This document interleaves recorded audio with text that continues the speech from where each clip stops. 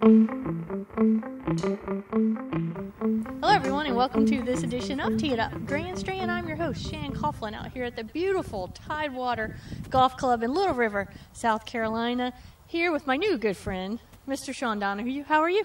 I'm doing well today. Thank you. How are you? I'm great. Well, I know being the superintendent out here, you're happy to see some of this sun. It's been well documented. We've had a lot of rain, but this sunshine is here to stay, and we are very excited. We are very excited to have the sun. We live in probably one of the sunniest cities in the United States, but so for the last 4 or 5 months, it hasn't been that case. It hasn't. Much better than last year, though. I'll have to admit that. The folks who were here last year were dealing with some ice and that sort of non-traditional weather here from Myrtle Beach. But this year it's just been rain. But I have to say, you would never know it out here at Tidewater. Everything looks great. Well, everything does look pretty good right now. We're still struggling with a little bit of weather-related issues. We had the 20-something inches in 3 days back in October, and it's just seemed like it's been raining an inch or two every week since then. So, but yeah, everything looking pretty good. Well, good. So for those of you who are listening on one of our many radio apps, we appreciate that, but definitely head over to thegolfdirector.com. On the right-hand side of the screen, you'll see a big TV box. Click that and look for the Tidewater February update so you can see where we're standing. This is gorgeous. Which green are we standing right in front of? We're right above the number 17th green. Okay, and so we've got the waterway in the background. Okay, it looks really green, and I have to say we were having a conversation right before we went on air, and we changed our whole topic for today because this is fascinating to me. Folks, out here at Tidewater, they cover their greens, and while some of you may have heard of this practice, I haven't, but it is February, and these greens have not been overseeded or painted, and they are lush, beautiful green. Tell us how that works. Well, the whole basis behind the green cover was basically you create a thermal blanket, just like you would cover up with a blanket on the couch at home if it gets chilly one night. Same thing applies. The heat from the earth all winter long comes up through the earth and it leaves the earth throughout the winter. That's why sometimes it feels like spring might last for forever, or the end of winter might last for forever. Well, what we do with the covers is we basically just trap the earth's heat underneath the cover. And we really only cover the greens when we forecast the nightly low to get down around 27, 26 or below. The new ultra-dwarf Bermuda grasses, they can handle fairly low temperatures, but if it gets to be too low, or if it looks like the nightly low temperature might be real low plus a dry wind, which might desiccate the plant or dry it out, then we'll go ahead and cover, and all it does is protect it. All right, so I've played these greens several times. Shaun, there are some pretty big greens out here. Yeah, are you telling me y'all cover the entire surface? Yeah, we cover the entire surface. We have just under 4 acres of greens, but because of the way we had to get the covers cut to cover the entire green, we've got just under 5 acres of covers.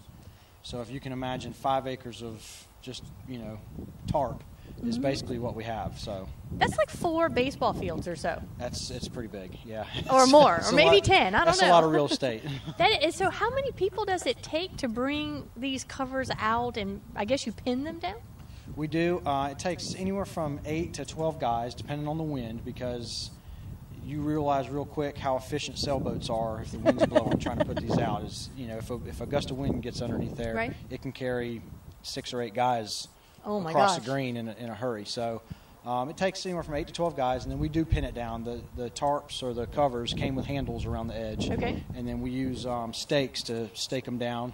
And then in the bunkers, we have to kind of roll them up and put sandbags on top of there because the wind will actually get underneath the tarp if it's laid over in a bunker. It'll find any corner that it can get into, and the wind will actually lift the tarp up. And we've had last year was kind of a learning curve with us for the covers. And we had one cover that the whole half of it got lifted off and threw the pins about 100 feet away. So we've gotten a lot better about pinning it down and learning where the wind's coming from. And you have to really pay attention to wind direction and how much wind you're going to get that during the night or the next day too. So did I hear correctly when you guys were talking that on a night when it was about 23, 24 degrees in the middle of the night, the green was still 70-something degrees?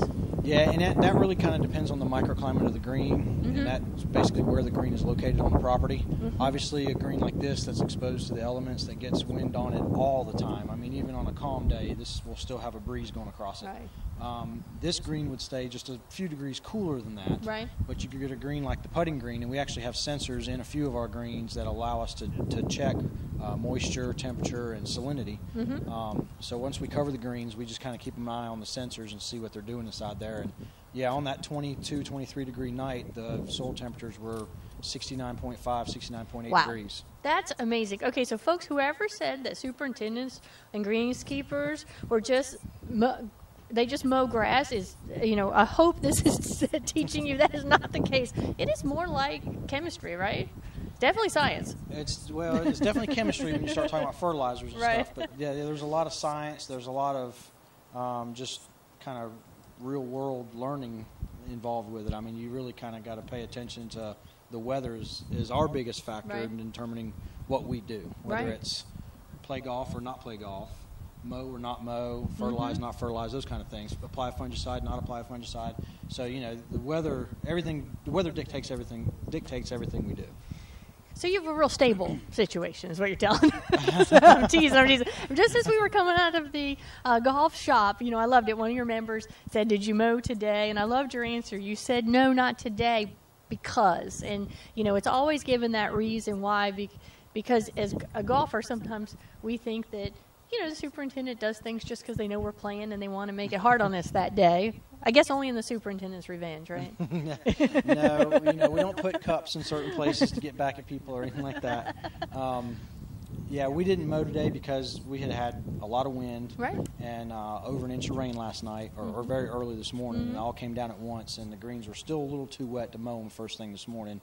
So we were going to try to mow them this afternoon, but we got in a couple other different things too. So, but if we don't make the decision to mow first thing in the morning, then we usually have to wait, because getting out and trying to mow with golf out on the golf course is very, very difficult. Well, it's just easier to wait till the next day. But again, like I said, I love that you gave the reason why, because, folks, there is always a reason why. It's not just because. There's a lot of, as you heard, a lot of acreage out here that you guys take care of, and it's definitely a science. You have lots of things to take under consideration. So I'm just constantly amazed. But this whole cover thing has me baffled. What is the cover actually made of? Is it a tarp?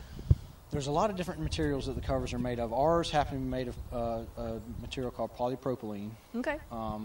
And they're very similar to like a heavy-duty shopping bag, like the reusable shopping bags that you can get in stores. Right. It's just a woven polypropylene. The edges are heat sealed and double-stitched. The handles are, kind of like seatbelt webbing. Okay. They're heavy-duty. They're real heavy-duty. The material itself is fairly heavy. Now, there's other covers that are made out of like geotextile fabrics.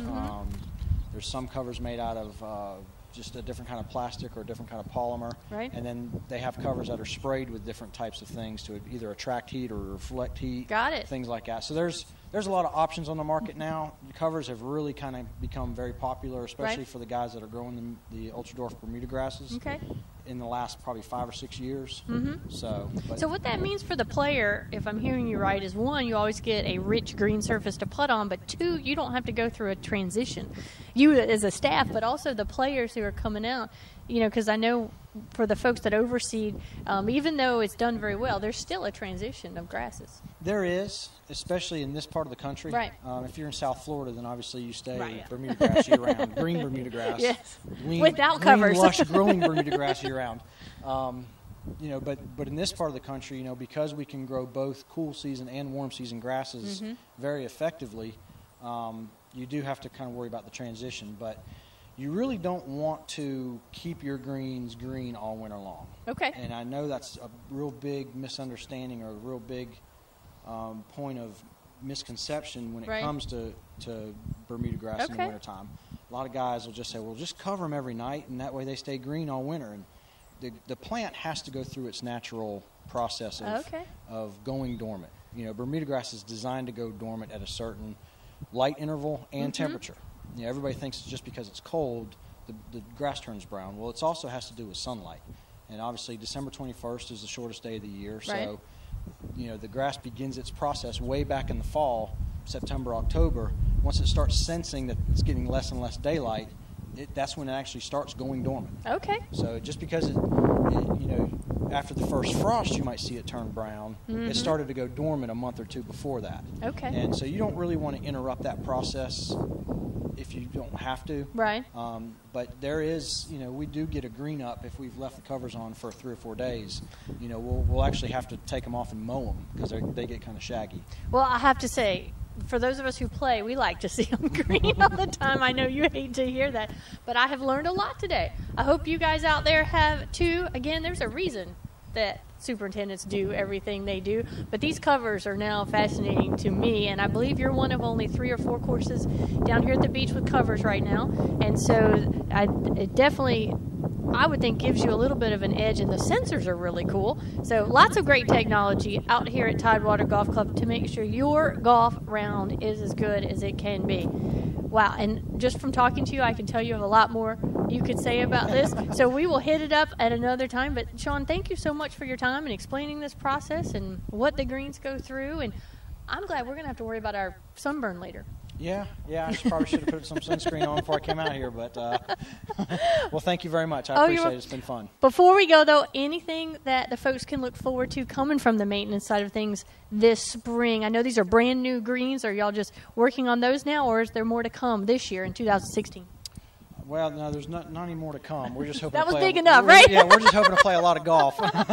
Well, awesome. Well, with your brand new greens, again, they look fantastic with this view. You guys are right on the water, several holes with just unbelievable views out here. The wildlife folks, this is definitely one for your must play. And if you haven't been out to Tidewater in a while, definitely come back and check out their new greens, courtesy of this gentleman, Mr. Shaun Donahue. Thanks, Shaun. Thank you. All right, this edition of Tee It Up Grand Strand from Tidewater Golf Club out here in Little River, South Carolina, just north of the Grand Strand, has been produced and broadcast by the Zeus Digital Network for thegolfdirector.com.